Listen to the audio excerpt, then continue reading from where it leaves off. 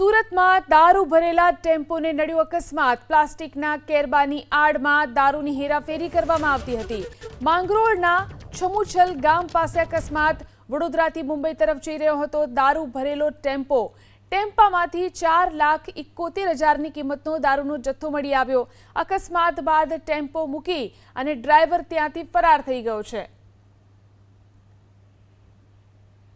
તો જોઈ શકાય છે આ મોટો દારૂનો જથ્થો જે રીતે આખો ટેમ્પો જે છે તેની અંદર ભરેલો છે। પ્લાસ્ટિકના કેરબાની આડમાં આ રીતે દારૂની હેરાફેરી કરવામાં આવતી હતી।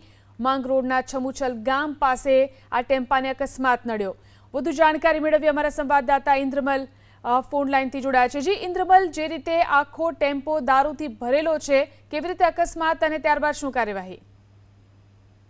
બિલકુલ, આ જે ટેમ્પો છે તે નેશનલ એક્સપ્રેસ વે 4 જે મુંબઈથી અમદાવાદથી મુંબઈને જોડે છે। આ નેશનલ એક્સપ્રેસ વે 4 પર માંગરોળ તાલુકાના સમુસર ગામ પાસે ગઈકાલે છે તે ટેમ્પાનો અકસ્માત સર્જાયો હતો। જોકે જે અકસ્માત થયો તે પહેલા ખબર નહોતી કે આની અંદર દારૂ ભરેલો છે, પણ જેવો અકસ્માત સર્જાયો ટેમ્પો ચાલક ટેમ્પો મૂકીને ફરાર થઈ ગયો હતો। ઘટના સ્થળે જિલ્લા ટ્રાફિક પોલીસ હાઈવે પેટ્રોલિંગની ટીમ પહોંચી હતી અને ત્યાં જોતા તપાસ કરતા ખબર પડી કે અંદર જે પ્લાસ્ટિકના ડ્રમ ભરેલા હતા ભૂરા કલરના, તેની અંદર દારૂનો જથ્થો ભરેલો છે અને જેને લઈને પોલીસને જાણ કરવામાં આવી હતી।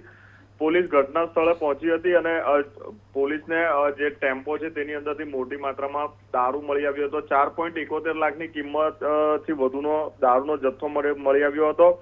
જે ચાલક છે તે ફરાર થઈ ગયો હોવાને કારણે તેને વોન્ટેડ જાહેર કરવામાં આવ્યો હતો। તેમજ જે માલ દારૂનો જથ્થો મોકલનાર તેમજ જે મંગાવનાર છે તેમને પણ હાલ તો પોલીસે વોન્ટેડ જાહેર કર્યા છે। પોલીસ નંબર પ્લેટના આધારે તપાસ કરી રહી છે કે આ ટેમ્પો કોનો છે અને ક્યાંથી ક્યાં જઈ રહ્યો હતો, એનો ચાલક કોણ હતો, તે સમગ્ર બાબતમાં દિશામાં હાલ છે તે પોલીસ હાલ તપાસ કરી રહી છે।